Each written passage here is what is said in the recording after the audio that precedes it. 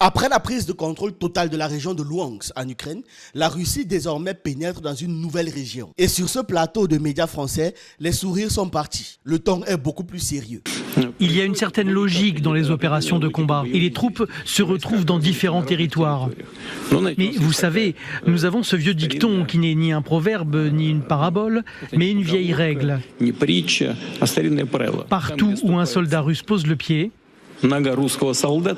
c'est à nous.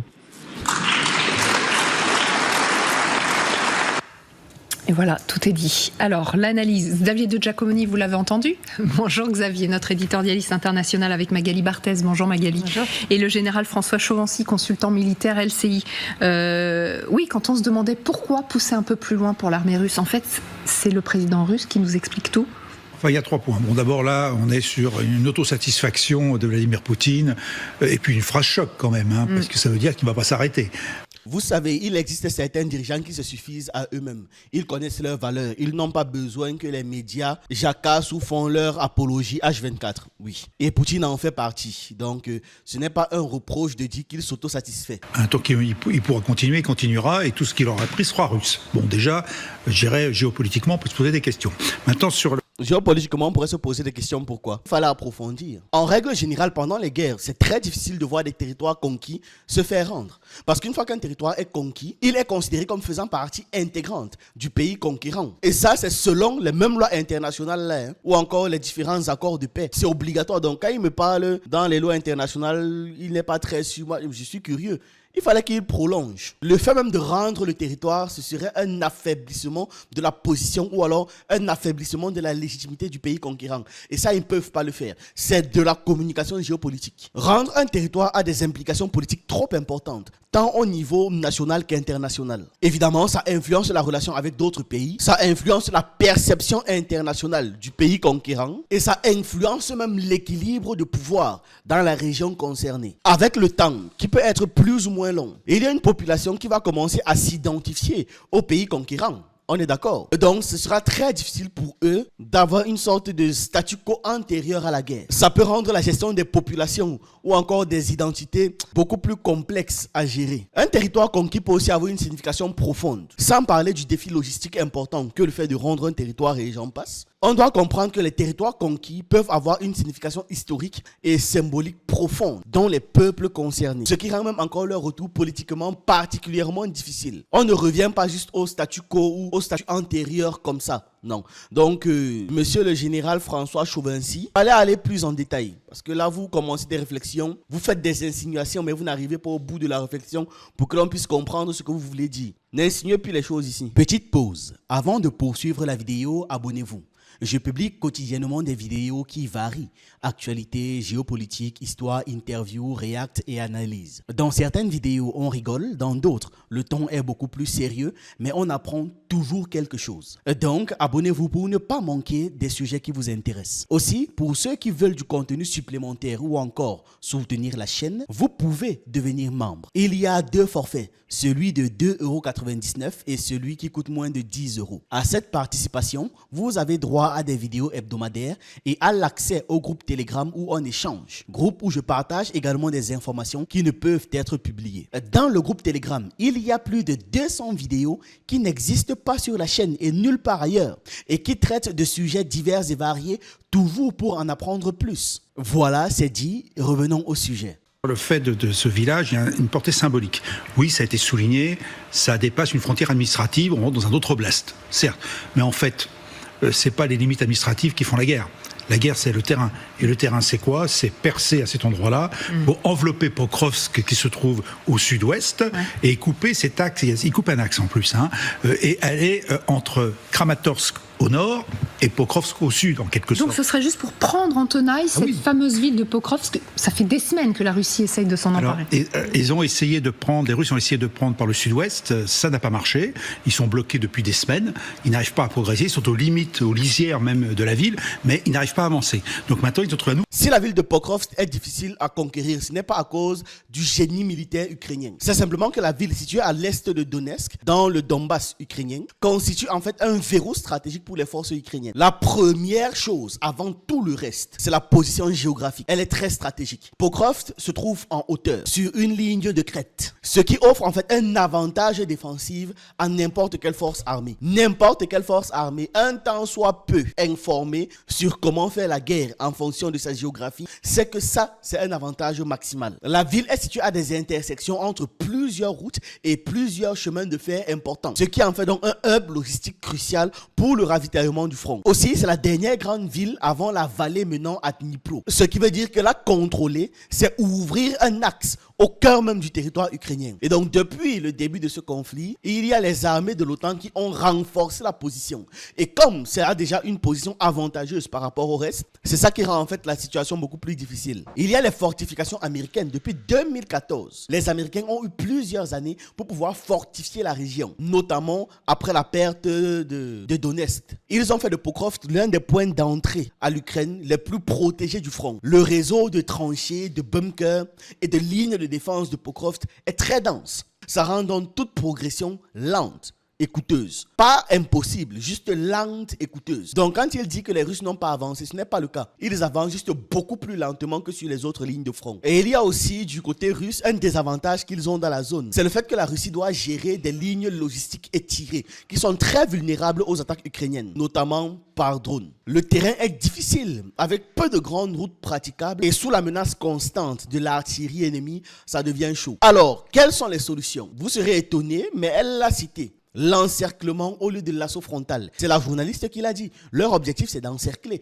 Parce que ça fait partie d'une des stratégies pour pouvoir récupérer ce genre de territoire. Parce que plutôt que de prendre Pokrovsk de front, les Russes cherchent en réalité à encercler la ville par le nord et le sud. Pourquoi ? Parce que ça va permettre de couper les routes de ravitaillement des forces ukrainiennes, ce qui va forcer une capitulation ou un repli. C'est ce qu'on appelle un siège. La Russie pourrait aussi opter pour un pilonnage d'artillerie massif et prolongé, ce qui va détruire systématiquement les positions fortifiées avant d'envoyer maintenant les infanteries finir le travail, nettoyer le reste. Et cette tactique-là aussi prend du temps, mais ça va réduire les pertes directes au sol. Donc ça va protéger la vie des soldats. Et il y a aussi les bons sabotages, le classique, et la guerre électronique. La Russie peut déployer des unités spéciales ou des drones pour pouvoir perturber les communications, détruire les dépôts de munitions ou encore miner les routes de ravitaillement ukrainiennes. Donc quand les trains vont passer, ça va faire des confettis. L'utilisation augmentée de la guerre électronique pour pouvoir brouiller les drones et l'ensemble des communications des soldats ukrainiens. C'est aussi une option qui est en cours d'intensification. Une autre idée, c'est l'exploitation de la fatigue ukrainienne. Les soldats ukrainiens sont en situation de mobilisation permanente. Et ces lignes sont tendues, très tendues. La Russie peut donc chercher à épuiser moralement et physiquement les soldats ukrainiens sur le front par une pression constante. Et ils vont craquer. Parce que ceux qui sont actuellement sur le terrain le sont depuis le début de la guerre. Ils peuvent aussi utiliser la bonne diversion. Manœuvre de diversion classique, c'est-à-dire lancer une attaque ailleurs, par exemple au nord de Kharkiv ou au sud de Zaporizhzhia, pour pouvoir forcer l'Ukraine à déployer ces troupes là-bas, et ainsi ils vont affaiblir la défense de Pokrovsk et ils pourront faire d'autres stratégies beaucoup plus efficacement. N'oublions pas que sur le terrain, la Russie a beaucoup plus d'hommes, de moyens, de ressources que l'Ukraine, malgré l'aide de tout l'OTAN. Je le disais parce qu'il était en train de présenter les forces de la ville comme étant insurmontables par la Russie. Ce n'est pas le cas. Il y a des solutions. Ça prend du temps, c'est lent, mais il y a des solutions. N'oublions pas que là, il s'agit d'une guerre. Comme eux, ce qu'ils veulent, c'est que la Russie démontre sa supériorité en tout pour tout, même s'ils doivent tout massacrer. Non. La Russie a fait comprendre qu'elle veut causer le moins de dégâts possible. Nouveau chemin, un chemin au centre, à équidistance pratiquement entre Kramatorsk et Pokrovsk. Et là, il y a une faiblesse apparente qui est constatée et où les Russes semblent s'engouffrer. Alors s'engouffrer peut-être un terme un peu fort. Semblent pénétrer. Lui-même, il se corrige parce qu'effectivement, j'allais dire s'engouffrer. C'est un piège. S'il y a des combats, mais quand vous voyez les images qu'on nous a présentées, si elles sont bien de cette région-là, vous voyez la difficulté du combat.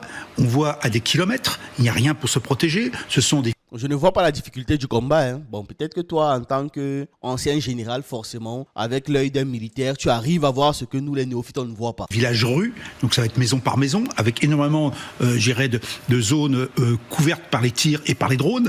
Donc on peut comprendre aussi que l'avancée sera difficile et que les contre-attaques ukrainiennes, dès lors que les Ukrainiens auront amené des réserves, s'il n'y avait pas eu de réserve à ce moment-là, pour combler le trou, puisqu'à priori il n'y avait pas de menace apparente, même si on regarde les cartes depuis maintenant plusieurs semaines, la progression était réelle dans cette zone-là.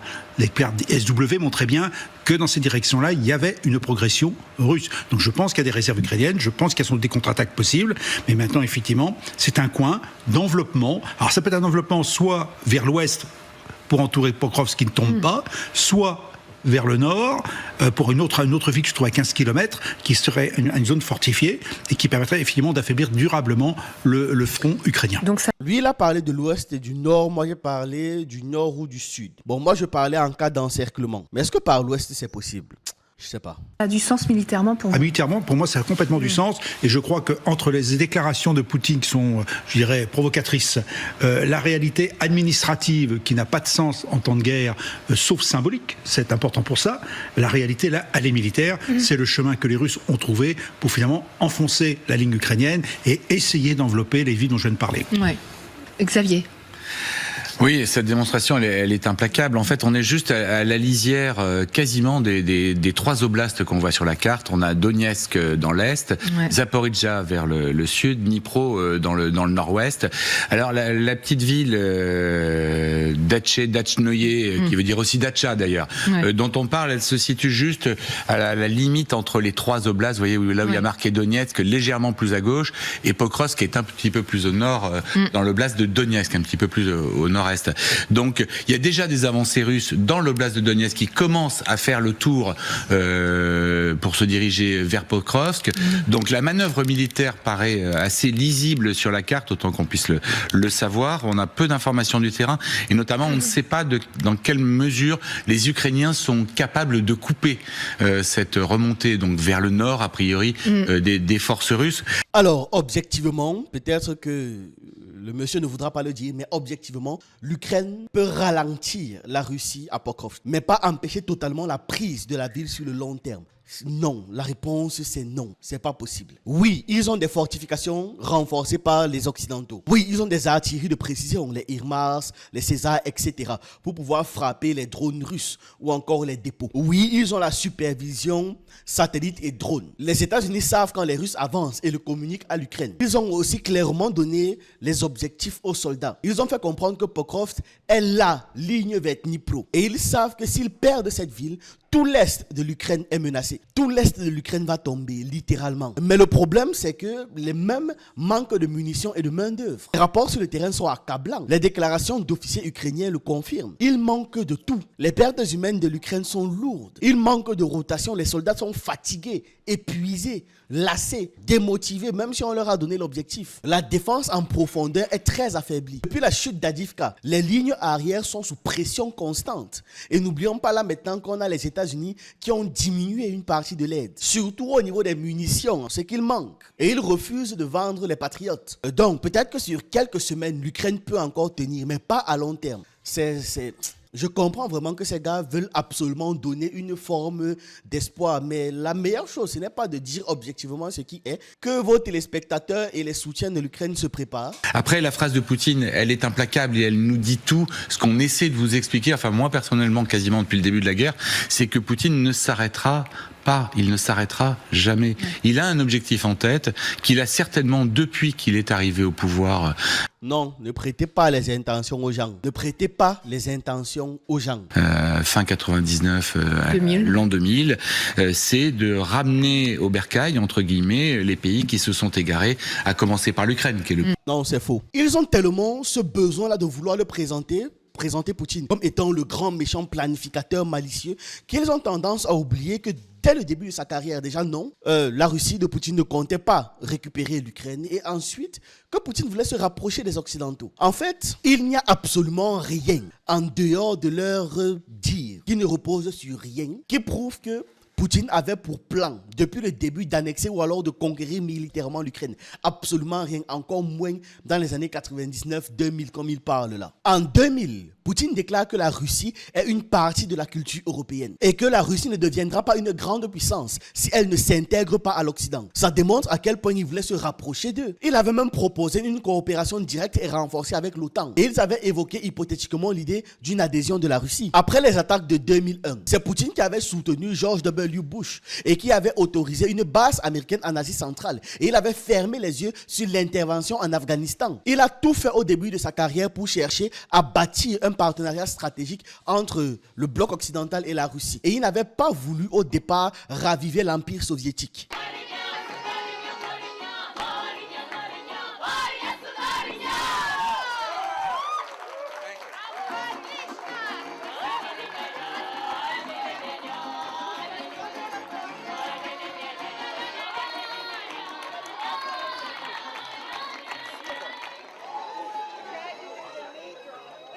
La Russie exerçait déjà une influence douce. Le gaz, le commerce, les réseaux pro-russes, mais pas de menace militaire. Il n'avait pas l'intention de conquérir militairement les territoires ukrainiens. Qu'est-ce qui éloignait Poutine de l'Occident? Il ne s'est pas tourné du jour au lendemain comme ça et a dit vraiment, vous êtes les ennemis déclarés de chez nous et on va continuer de se protéger de vous. Il a progressivement été désillusionné, littéralement, par plusieurs événements. Déjà, l'élargissement de l'OTAN vers l'Est dans les années 2000. La Pologne, la Hongrie, la République tchèque en 1999, les pays baltes, la Roumanie, la Bulgarie en 2004 sont aussi entrés dans l'OTAN. Pour la Russie déjà, ça viole les promesses de 1990 que l'Occident avait fait à Gorbatchev sur le fait que l'Occident ne devait pas s'étendre vers l'Est. Ensuite, on a eu les révolutions de couleur. La Géorgie en 2003, l'Ukraine, la révolution de 2004, le Kyrgyzstan en 2005, la chute des régimes pro-russes et j'en passe. C'est-à-dire, ça s'est enchaîné parce qu'on était en train en fait de retirer le poids de la Russie dans l'Europe de l'Est. Toutes ces révolutions sont organisées et orchestrées par les États-Unis via des ONG, des fondations, des ambassades, des organisations internationales. Tout ça piloté par la CIA et le MI6. Ce n'était en rien des événements démocratiques. C'était des coups d'État déguisés pour pouvoir affaiblir la Russie de sa sphère d'influence. Et il y a aussi en 2003 un truc qui a mis un coup dur à la Russie, c'était la guerre en Irak. La Russie était contre l'invasion de l'Irak. Elle a observé les États-Unis violer le droit international et imposer leur volonté. Malgré le veto qu'avait mis la Russie, ils ont continué. C'est là que Poutine comprend que l'ordre mondial est unipolaire. Il est dominé par Washington, il est contrôlé par Washington. Washington fait ce qu'il veut. Après, il y a eu l'installation de boucliers antimissiles américains en Europe de l'Est en 2007, notamment en Pologne et en Roumanie. Ce qui était une menace directe contre la dissuasion nucléaire de la Russie. C'est toujours en 2007, pendant le discours de Munich, que Poutine rompt officiellement avec l'Occident, durant la conférence de la sécurité. Et il a fait comprendre que les États-Unis ont dépassé leurs frontières nationales dans tous les domaines. Et cela est dangereux, parce que personne ne se sent en sécurité. Ce discours marque un tournant historique. La Russie passe d'un partenaire de l'Occident frustré à un adversaire stratégique incontournable et l'un des plus dangereux de l'histoire des États-Unis. Quand est-ce que l'Ukraine devient maintenant un objectif stratégique? C'est en 2014, parce que l'Ukraine devient un enjeu vital même en fait. C'était pas juste stratégique. C'est après le Maïdan 2014 et la fuite du président pro-russe. Le Kremlin sait que ce soulèvement est une révolution organisée par la CIA, par les États-Unis, pour faire de l'Ukraine encore une autre tête de l'OTAN proche de la Russie. C'est un choc majeur pour Poutine. C'est comme ça que Kiev bascule hors de la sphère d'influence de la Russie, ce qui devient un danger existentiel, parce que les armes de l'OTAN seront aux portes de la Russie. C'est comme ça que Poutine décide d'annexer la Crimée, puis soutient militairement les séparatistes du Donbass. Et par extension, la Russie entre dans la même logique d'une guerre froide 2.0, avec des objectifs clairs, empêcher l'Ukraine de rejoindre l'OTAN et l'Union européenne. C'est comme ça qu'on doit présenter cette histoire, et non pas simplement une volonté toujours affichée et toujours déclarée de Poutine de conquérir l'Ukraine. Non, c'est simplement que l'Ukraine est vitale. Tout comme il y a des zones en Amérique où tu ne peux pas déployer des armes sans une intervention massive et directe des États-Unis, dans l'Europe de l'Est, du moins dans les régions proches de la Russie, on ne peut pas faire tout et n'importe quoi parce qu'il s'agit aussi d'une superpuissance. Le plus grand d'entre eux, le plus emblématique pour les Russes, puisque pour les Russes, grosso modo, ça ne fait qu'un pays. Il y a pas, l'Ukraine n'existe pas, les Ukrainiens n'existent pas, à part des Ukraino-nazis qu'il faut de toute façon éradiquer. Vous êtes sûr que ce n'est pas plutôt pour vous l'Occident qu'il y a cette perception-là, vu que vous n'avez aucun problème, aucune gêne à les envoyer à la mort. Une fois de plus, ils attribuent leurs choses aux autres. Et tout est bon pour cela. Le militaire, comme on le voit là, avec une machine qui s'est mise en route, très difficile à arrêter, mais même pour Vladimir Poutine, en fait, il ne peut pas arrêter cette machine. Sauf lui à tomber comme on tomberait de vélo. Et puis, pour le reste, il s'en remettra à la négociation et à la politique, mais dans très longtemps. Il n'est pas du tout pressé. Le but, c'est de remettre à Kiev, la capitale de l'Ukraine, un président qui soit tout à sa botte, comme c'était le cas en 2004 et comme jusqu'en 2004 et comme c'était le cas à nouveau jusqu'en 2014. Et votre objectif, c'est de mettre à la tête de l'Ukraine un président qui soit tout à votre botte, comme c'était le cas après 2004 et comme c'était le cas après 2014. Voilà. Donc vous voyez que quelque part vous avez les mêmes objectifs. Et dans ces cas de figure-là, qu'est-ce qu'on fait? C'est le plus fort qui gagne, non? Voilà. Donc là où d'un côté vous êtes en train de critiquer Poutine pour ce qu'il fait, de l'autre côté vous faites bien pire, mais vous pointez du doigt l'autre. Je suis un voleur, toi tu es un assassin, tu me pointes du doigt au voleur. C'est-à-dire que ces gars ont quand même un baromètre de valeur qui est terrible. Hein? 14. Donc ça veut dire que les 4 oblasts annexés par la Russie, ça ne suffira pas. Ça ira plus loin. En tous les cas, on voit bien si on regarde la carte des oblasts que ces derniers temps, les Russes ont aussi mis un pied à Soumy de l'autre côté. On en est à 7 au total. Dnipro, il passe en effet la frontière administrative. Alors, Peskov, le porte-parole du Kremlin, disait il y a quelques jours, parce que ça fait plusieurs jours qu'il pousse dans cette direction-là, on veut mettre en place une zone tampon pour protéger l'oblast de Donetsk que les Russes revendiquent comme faisant partie déjà de la Fédération de Russie. Mais ce qu'on voit, c'est un grignotage quand même qui progresse doucement, mais sûrement, ils avancent. Il y a une pression maximale qui est mise sur les 1200 km de front, et les Russes voient bien où ça commence à affaiblir pour essayer d'enfoncer les lignes. Après, moi, je me demande aussi si ce ne sont pas des gages territoriaux que pourraient prendre les Russes. On sait que Louhansk, Donetsk, Zaporijjia, Kherson, ce sont les régions qui déjà officiellement font partie de la Fédération de Russie.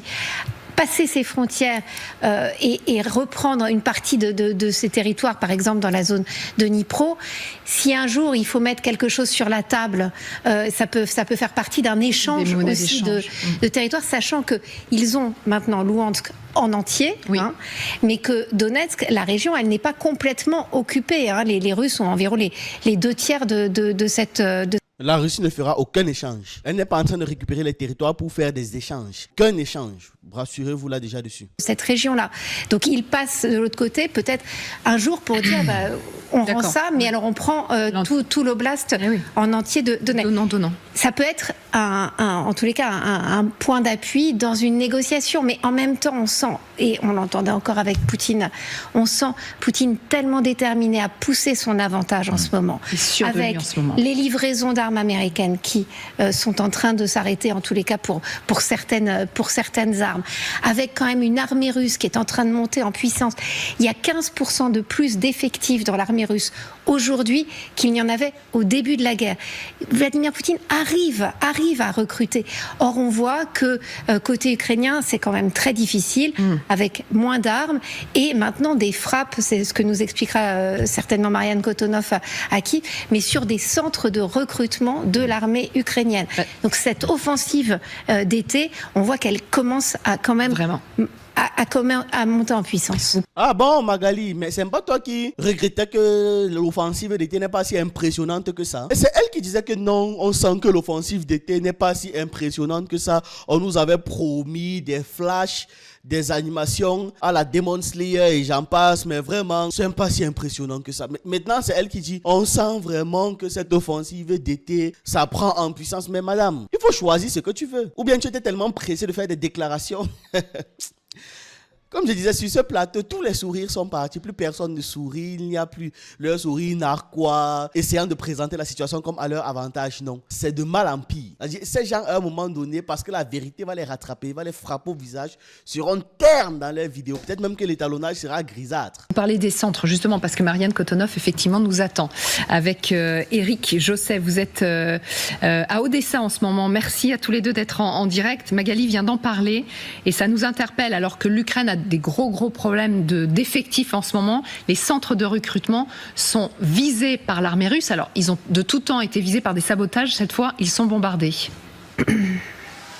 Oui, et maintenant, enfin voilà, les Russes le revendiquent. De toute façon, ce sont des cibles privilégiées en ce moment. Ça a commencé il y a une semaine à peu près, avec le 30 juin. Le premier centre qui a été bombardé, c'est celui de Kryvyi. A suivi ensuite le 3 juillet celui de Poltava, et puis ensuite celui de Kremenchuk, qui est aussi dans la région de Poltava. Et puis aujourd'hui, donc 2 autres, un à Zaporijjia et un à Kharkiv. Donc on le voit, c'est sciemment que ces centres sont bombardés. Les Ukrainiens, toutes les mesures mesures de sécurité sont prises. D'ailleurs, c'est ce qu'on en parlait avec notre fixeur. Il nous disait, c'est quand même hallucinant parce que vous entrez là-bas, c'est vraiment, il faut montrer patte blanche. Il y a des détecteurs de métaux. Enfin, c'est très difficile d'y accéder. Et puis, voilà, ils se font bombarder alors qu'ils sont plus ou moins dans des abris assez cachés. Mais c'est parce que c'est impressionnant pour vous en tant que civil. Mais peut-être qu'à l'échelle militaire, c'est pas si impressionnant que ça en termes de protection ou en termes de sécurité. Essayez de ramener les choses dans leur contexte. Ce qui est impressionnant pour un civil n'est pas forcément impressionnant pour un militaire. Vous y avez pensé,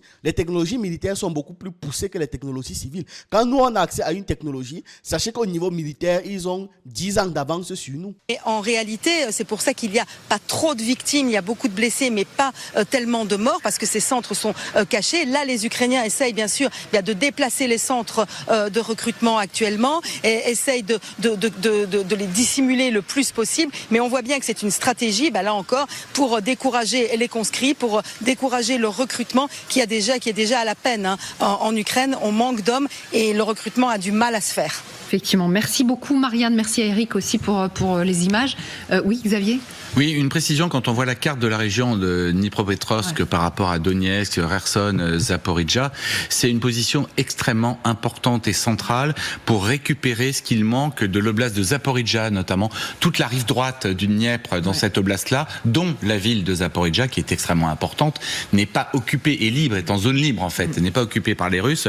Il sera peut-être beaucoup plus facile pour les Russes de la reprendre en arrivant par le nord-nord-ouest que par le sud, où les lignes de défense ukrainiennes sont très bien installées. Même chose pour Kherson. Alors là, c'est un peu plus à gauche.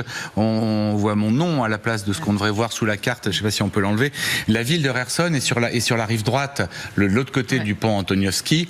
Et pareil, c'est impossible pour les Russes de traverser le Dniepr, de traverser le fleuve pour aller reconquérir cet endroit-là. Ils peuvent juste envoyer des drones, des obus d'artillerie pour notamment terroriser la population. Il sera beaucoup plus facile pour eux d'arriver par la région de Dnipro. Alors là, on est sur un horizon de plusieurs mois. C'est pas demain la veille, mais pour les Russes, il peut être intéressant d'un point de vue stratégique d'occuper une partie de l'oblast, notamment le sud-est, pour leur permettre des gains sur le terrain militaire au moment où ils pourront avancer rapidement. Une fois de plus, ce sont vos déclarations. Il y a des moyens de passer par les endroits où vous dites que c'est impénétrable là. Maintenant, si les options fassent en sorte qu'ils contournent et que ça prend un peu plus de temps, on le rappelle encore, il ne s'agit pas d'une guerre éclair, d'une guerre fulgurante, non. Ça aurait pu être une guerre fulgurante si, dès le début de la guerre, la Russie avait décidé ou avait refusé de négocier. Dès l'instant où la Russie a donné l'occasion à l'Ukraine de battre en retraite et à l'Occident de renforcer l'Ukraine, elle s'est condamnée en réalité à tirer cette guerre sur le long terme.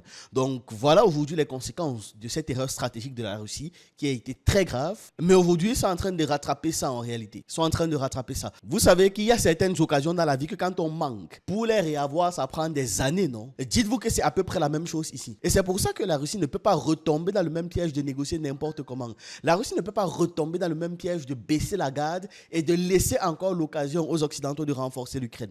Elle ne peut pas. Parce que voilà ça qu'elle a fait une fois au début de la guerre. Aujourd'hui, on est en 2025. Début 2022, milieu 2025. Alors que si elle avait décidé d'aller au bout de son idée en 2022, la guerre se serait terminée même milieu 2022. Aussi simple que ça. Donc, peu importe les stratégies que l'on donne en termes de théorie, là, sur le terrain, ce sera forcément différent. L'idée, c'est simplement d'avoir un point de vue global. Sauf que eux, ils parlent comme si c'était ça, la vérité ultime. Donc, ça impliquerait que eux, ils ont déjà compris les intentions de la Russie. Mais malgré le fait qu'à chaque fois ils disent qu'ils ont tout compris de la Russie, ils n'arrivent à rien empêcher. C'est quand même bizarre, non? À chaque fois qu'ils disent que non, la Russie va passer par le sud, elle passe par l'est. La Russie va passer par l'est, elle passe par l'ouest. La Russie va passer par l'ouest, elle passe par le sud. Qu'ils précisent que ce n'est qu'une option parmi d'autres qui peuvent être envisagées ou pas. Ou peut-être même que les régions qu'ils citent, ce sont des régions que l'état-major russe compte saisir en dernière position. On n'en sait rien. On sait qu'ils ont pensé leur stratégie militaire comment. Voilà ça qu'ils sont en train de faire une grande offensive sur Pokrovsk. C'est parce que c'est une région extrêmement importante en termes de logistique. Donc on ne peut que faire une analyse à post-théorie et non a priori. Et c'est ça parfois qui m'énerve avec les analyses à posteriori. C'est que les gens aussi se présentent comme étant des personnes qui avaient déjà compris quoi que ce soit et qui anticipent le futur. Alors que s'ils avaient déjà réellement compris, actuellement la Russie n'allait pas avoir l'avantage qu'elle a. Alors justement, est-ce que ça on parlait du début de l'offensive d'été des Russes, mais on a l'impression que tout, de toute façon elle a commencé, mais que là tout s'accélère avec en parallèle la destruction des centres de recrutement ukrainiens? C'est une stratégie globale. Effectivement, l'offensive qu'on a beaucoup évoquée, pour moi, elle n'a jamais cessé, en fait. Dès que les Russes ont été en mesure d'avancer, ils l'ont fait. Ensuite, la tactique qu'ils ont aujourd'hui, c'est qu'ils testent, un peu comme avait Foch en 1918, toute la ligne de front. On teste un endroit, on avance un peu, puis on est bloqué. Ah ben on va attaquer un autre endroit. On est bloqué là, mais on reprend là. Là, on est bloqué, on reprend notre endroit. Et finalement, sur les 1000 km de front, c'est ce qu'ils font depuis de course jusqu'à Pokrovsk, que finalement... Mais est-ce que leur stratégie ne marche pas? Ils font la guerre. Ils sont en train de faire la guerre. Parfois, même dans la vie, quand tu es bloqué sur certains endroits, tu laisses d'abord et tu continues ailleurs, non? Le temps que les choses s'arrangent pour là-bas. On parlait, par exemple, la dernière fois de Soumy. Le fait que comme ils sont dans des forêts très denses et boisées, la percée russe est plus difficile. Pour pouvoir gérer ça, il y a un certain nombre de stratégies qu'ils peuvent mettre en place, mais ils attendent l'arrivée des machines et ils protègent les zones où ils sont. Ils renforcent aussi leur position. Mais en attendant ça, ils attaquent ailleurs. Pourquoi est-ce que l'Ukraine ne peut pas aussi défendre partout? Donc malgré tout, quand il est en train d'expliquer ça, nous, tout ce que l'on voit en tant que public néophyte classique, c'est à quel point la logistique russe est efficace. Ils testent et au bout d'un moment, effectivement, avec... Et ils étirent le front aussi. Ils étirent le front. C'est très compliqué pour les Ukrainiens qui ont beaucoup moins de moyens matériels et humains. Et il y a moins de capacité effectivement humaine, et puis aussi pour se organiser, on ne déplace pas des unités comme ça du jour au lendemain. Donc ça désorganise le front ukrainien et les Russes en profitent. C'est une stratégie et ça marche très bien. Préciser que le commandement ukrainien est dirigé par les Occidentaux. Donc en réalité, ce qu'ils sont en train d'avouer à demi-mot, c'est que l'Occident est incapable de pallier aux différentes stratégies mises en place par la Russie. Mais c'est eux qui sont toujours là en train de dire qu'ils ont tout anticipé. Alors bien sûr, ils accompagnent cette stratégie militaire de conquête du terrain par une action sur les ressources. Alors on a beaucoup parlé des frappes dans la profondeur, mais les frappes dans la profondeur, ça concerne certes la logistique, certes les usines, ça concerne aussi les centres de recrutement ou tous les centres de formation. Et ce que je citais tout à l'heure, au début de la guerre, on était du côté ukrainien, on mettait en avant le fait qu'on avait réussi à envoyer un missile, je ne sais plus sur un centre d'instruction russe. Au moment il y a eu 80 morts et quelques. Qu'est-ce que font les Russes? Il faut exactement la même chose, parce qu'on est dans une logique aujourd'hui de guerre. Il faut faire c'est une guerre d'attrition. Le fait que c'est changé, parce que ces centres de recrutement ukrainiens ont toujours été la cible de Moscou. On se souvient des sabotages, régulièrement des sabotages. Là, maintenant, ils pilonnent, ils bombardent. Je dirais que... Alors, c'est un peu difficile à expliquer que ça n'apparaisse qu'aujourd'hui.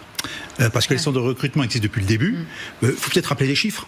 Aujourd'hui, il y a 100 000 dossiers de désertion du côté ukrainien, dont 60 000 pour l'année 2024. C'est un reportage de TF1. Donc, Et là, je suis sûr que les chiffres ont été diminués. Imaginez, la version diminuée des chiffres, on dit 100 000. La version réelle, c'est combien? De désertion. Peut-être que la version réelle, c'est du x3. Donc, on peut facilement être à 300 000 comme ça.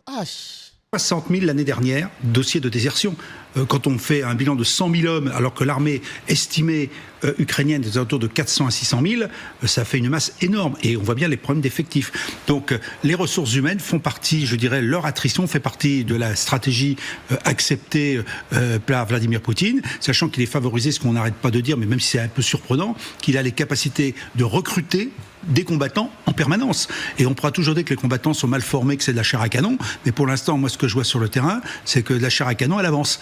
Et donc, ça veut dire qu'au bout d'un moment, il y a une amélioration dans la formation, une amélioration dans le savoir-faire des combattants, et que les combattants continuent à être utilisés d'une manière pas forcément suicidaire. Donc voilà, tu finis par admettre. Donc voilà, avec tout son bavardage de toutes les précédentes émissions, il finit par l'admettre. Effectivement, la Russie est plus efficace. Ouf, ça a dû lui arracher quelque chose dans la gorge en le disant.